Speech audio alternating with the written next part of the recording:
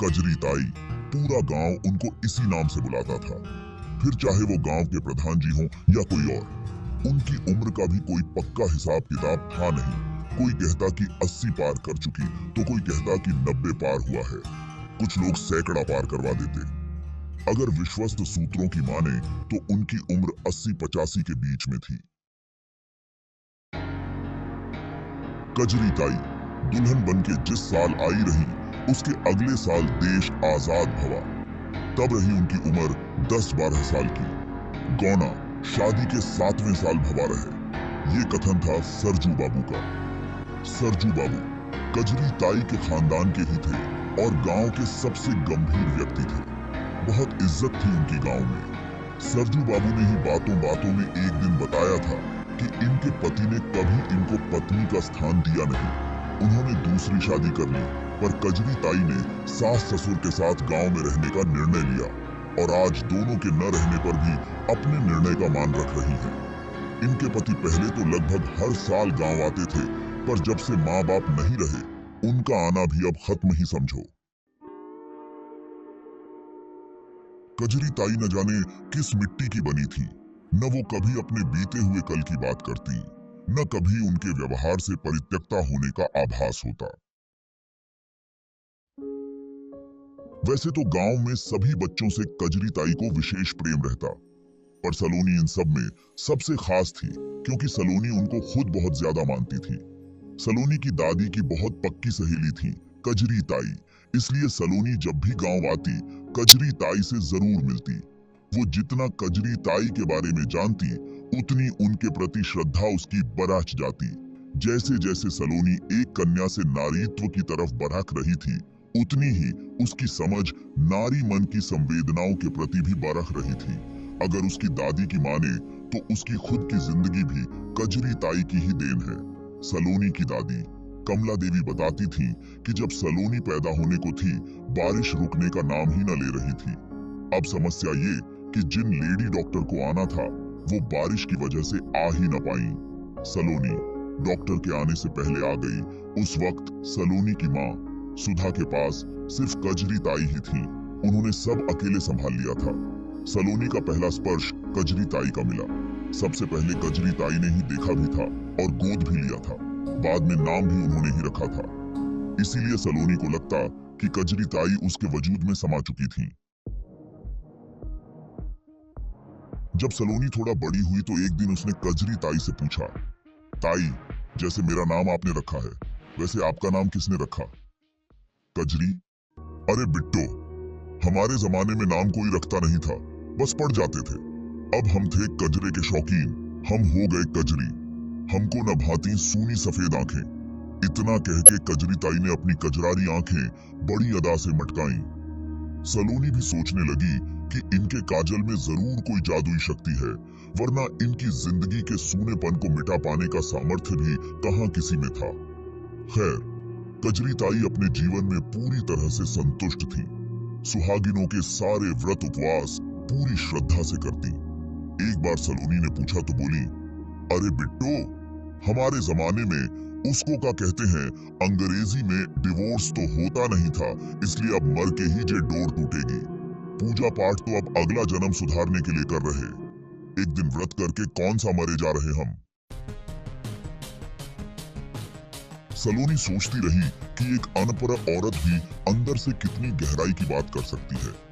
यही आजकल के परिवेश में कोई ऐसा करे तो सही सजा मिले। ऐसा नहीं था कि वो औरतों के प्रति उदासीन थी। बात कजरी ताई के स्वभाव की थी। सच में कितनी सरल और उदार थी कजरी ताई। समय बीतता गया और कजरी ताई ने समय के साथ खुद को समर्पित कर दिया था पूरे गांव को। कोई बेटी या बहू गर्भवती होती तो कजरी ताई उसकी सेवा टहल में कोई कसर न छोड़ती। कभी उसकी मालिश करती तो कभी मेवे दूध में पका के खिलाती। होने वाले बच्चे के स्वागत की तैयारी में दिन रात एक करके छोटी छोटी पुतड़ियां सिलती। एक बार सलोनी ने टोका तो बोली, अरे बिट्टो, इस जन्म तो ऊपर वाले ने औलाद का सुख दिया ना। अब सबकी सेवा करूं हूं कि शायद अगले जन्म औलाद का मुंह देख सकूं। वैसे भी मुझ अकेली के पास काम ही क्या है। कजरी ताई के अगले जन्म के भय ने बहुतों के इस जन्म को सुधार दिया था।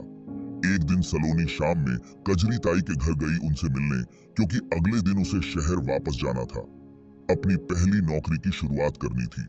उसने सोचा कि कजरी ताई के आशीर्वाद के बिना कुछ अधूरा से रह जाएगा। कजरी ताई अंदर के अंधेरे कमरे में कुछ कर रही थी। सलोनी की आवाज सुनकर बहुत खुश हुई। अरे बिट्टो, तू बैठ, बस मैं आई हाथ पहुंच के। सलोनी बाहर के कमरे में पड़े तख्त पर बैठ गई।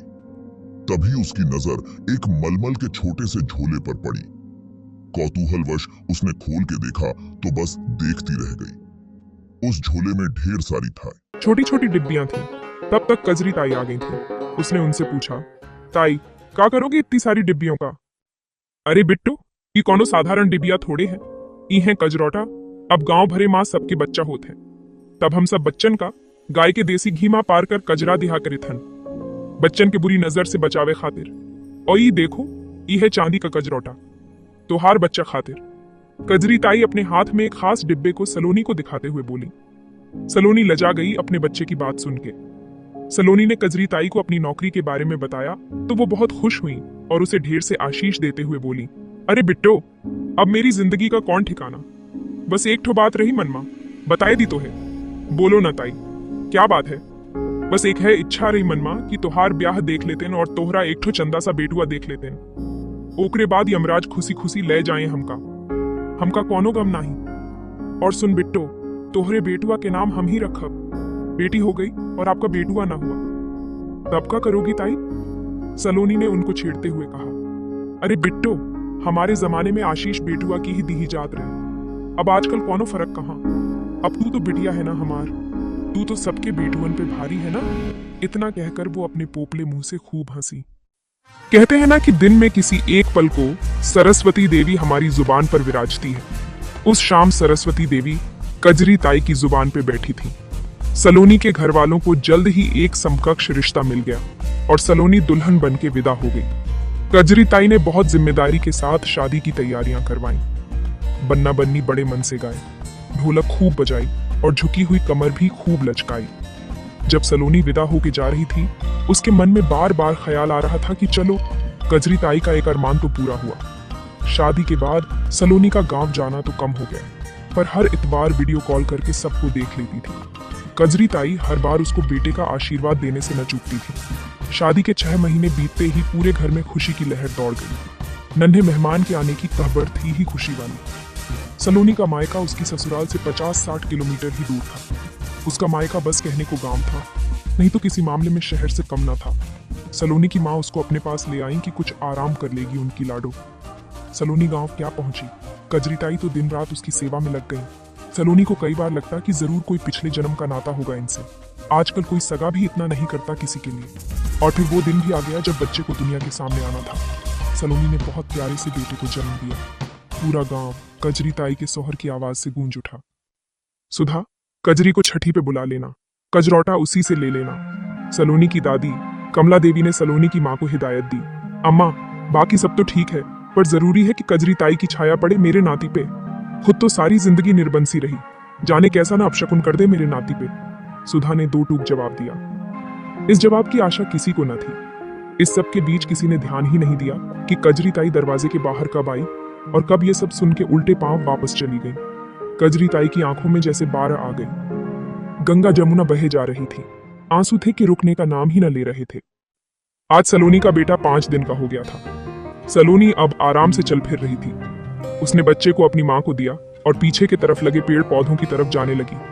सुधा जी ने टोका तो बोली, जी घबरा रहा है, बस दूर नहीं जाऊंगी, खुली हवा में मन अच्छा हो जाएगा। सलोनी तेज कदमों से चल के 5 से 7 मिनट में कजरी ताई के दरवाजे पहुंची।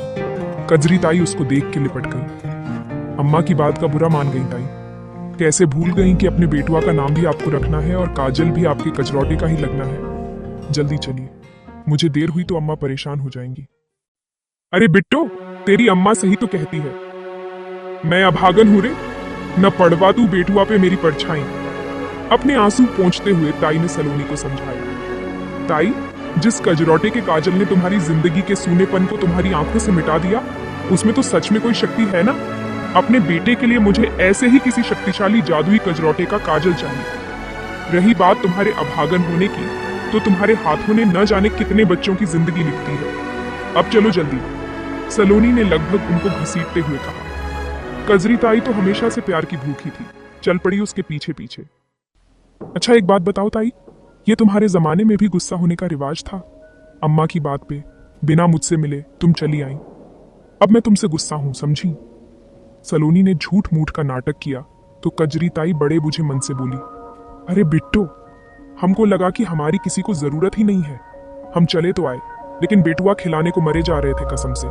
हाँ तो अब चलो और जी भर के अपना बेटुआ खिलाओ ताई। कजरी ताई ने अपनी मुट्ठी में पकड़ा हुआ चांदी का कजरौटा और मजबूती से जकड़ लिया। शायद कजरौटे को भी किसी बुरी नजर से बचाना था।